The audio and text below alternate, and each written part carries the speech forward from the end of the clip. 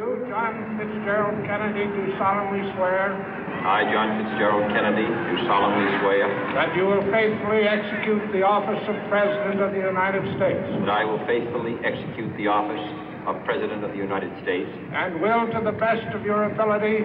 And will, to the best of my ability. Preserve, protect, and defend the Constitution of the United States. Preserve, protect, and defend the Constitution of the United States. So help you God. So help me God.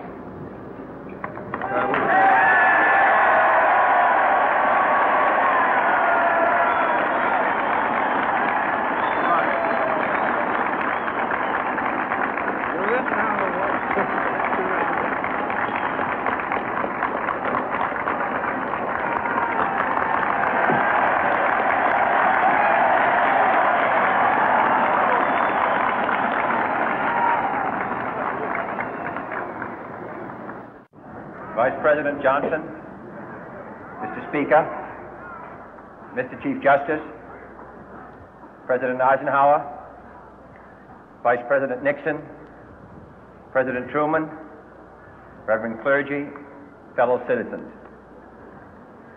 We observe today not a victory of party, but a celebration of freedom, symbolizing an end as well as a beginning, signifying renewal as well as change. For I have sworn before you and Almighty God the same solemn oath our forebears prescribed nearly a century and 3/4 ago. The world is very different now, for man holds in his mortal hands the power to abolish all forms of human poverty and all forms of human life. And yet the same revolutionary beliefs for which our forebears fought are still at issue around the globe. The belief that the rights of man come not from the generosity of the state, but from the hand of God. We dare not forget today that we are the heirs of that first revolution. Let the word go forth from this time and place to friend and foe alike that the torch has been passed to a new generation of Americans born in this century, tempered by war, disciplined by a hard and bitter peace, proud of our ancient heritage, and unwilling to witness or permit the slow undoing of those human rights to which this nation has always been committed and to which we are committed today at home and around the world.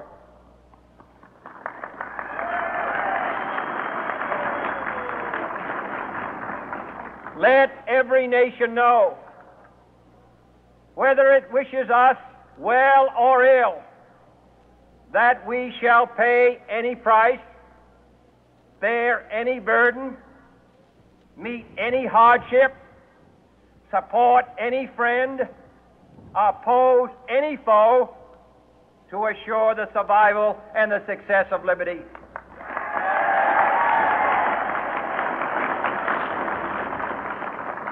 This much we pledge and more. To those old allies whose cultural and spiritual origins we share, we pledge the loyalty of faithful friends.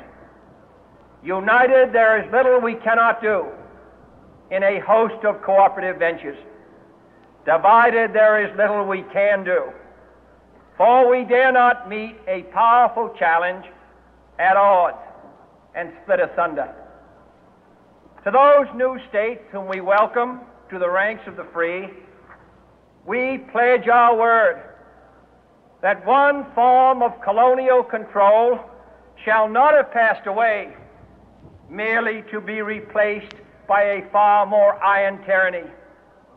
We shall not always expect to find them supporting our view, but we shall always hope to find them strongly supporting their own freedom, and to remember that in the past, those who foolishly sought power by riding the back of the tiger ended up inside.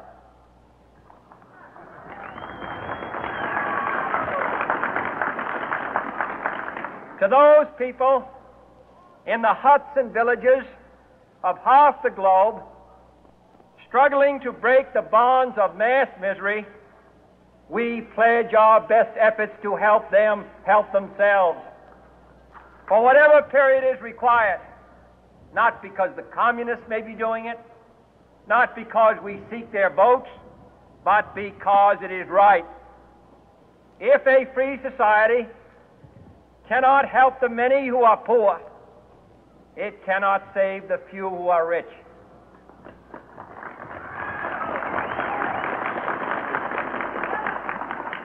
To our sister republics south of our border, we offer a special pledge to convert our good words into good deeds, in a new alliance for progress, to assist free men and free governments in casting off the chains of poverty. But this peaceful revolution of hope cannot become the prey of hostile powers. Let all our neighbors know that we shall join with them to oppose aggression or subversion anywhere in the Americas. And let every other power know that this hemisphere intends to remain the master of its own house.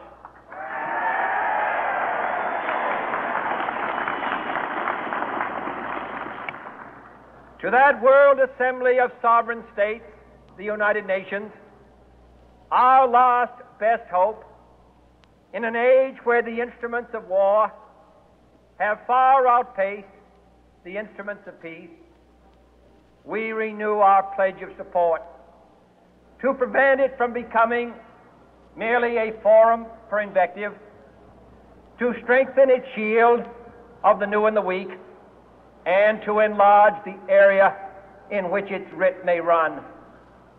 Finally, to those nations who would make themselves our adversary, we offer not a pledge, but a request that both sides begin anew the quest for peace. Before the dark powers of destruction, unleashed by science, engulf all humanity in planned or accidental self-destruction, we dare not tempt them with weakness, for only when our arms are sufficient beyond doubt can we be certain beyond doubt that they will never be employed.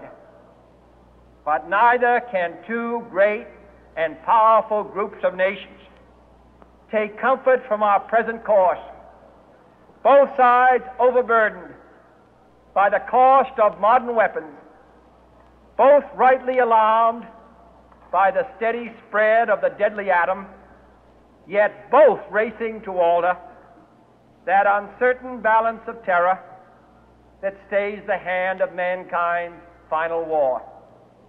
So let us begin anew, remembering on both sides that civility is not a sign of weakness, and sincerity is always subject to proof. Let us never negotiate out of fear, but let us never fear to negotiate.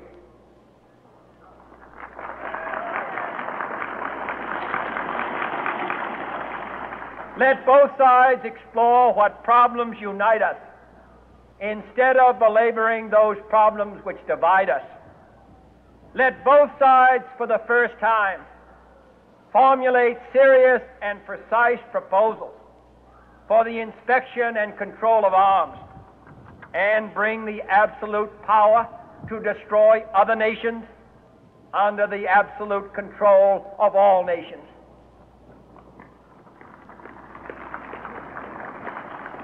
Let both sides seek to invoke the wonders of science instead of its terrors.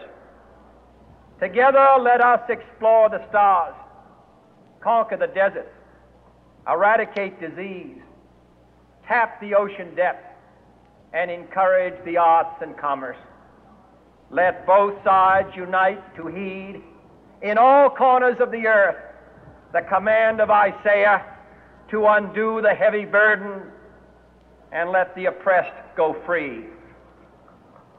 And if a beachhead of cooperation may push back the jungle of suspicion, let both sides join in creating a new endeavor, not a new balance of power, but a new world of law, where the strong are just and the weak secure and the peace preserved.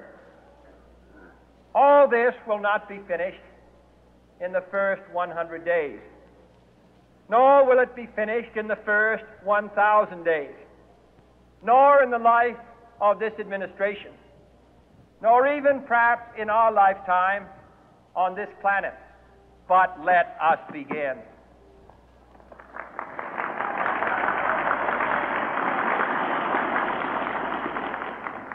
In your hands, my fellow citizens, more than mine, will rest the final success or failure of our course.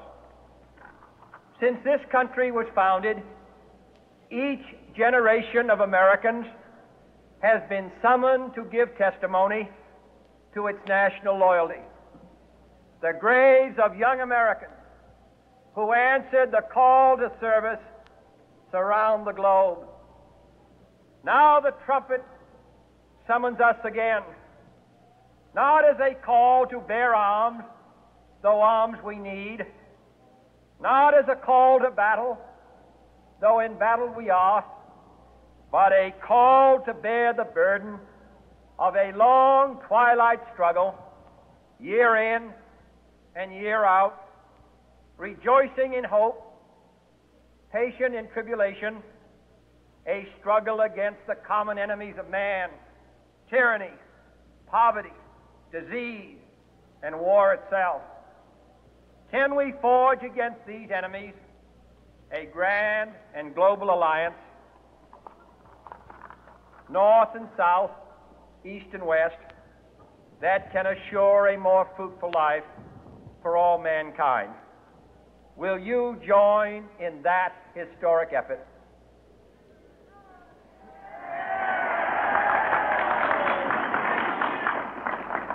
In the long history of the world, only a few generations have been granted the role of defending freedom in its hour of maximum danger. I do not shrink from this responsibility. I welcome it.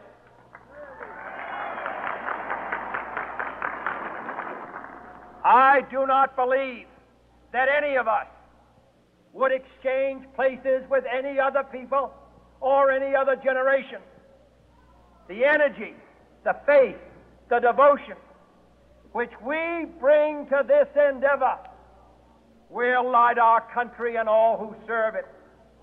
And the glow from that fire can truly light the world. And so, my fellow Americans, ask not what your country can do for you, ask what you can do for your country.